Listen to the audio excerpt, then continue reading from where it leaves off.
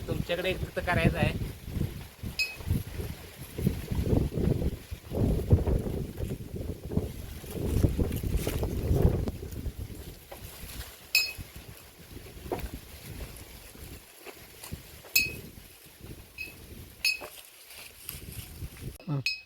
माझं नाव सुधीर धोंडीराम चव्हाण आहे. मी कुळपचा रहिवासी असून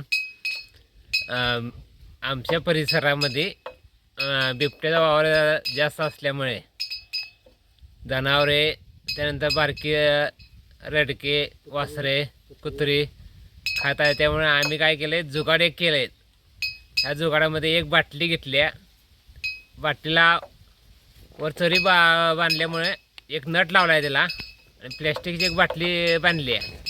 त्यामुळे वारं आले की त्यामुळे खडखडखड आवाज आल्यामुळे बिबट्याला हे आवाजाच्या ह्याच्यामुळं बिबट्या पळून जातो आहे.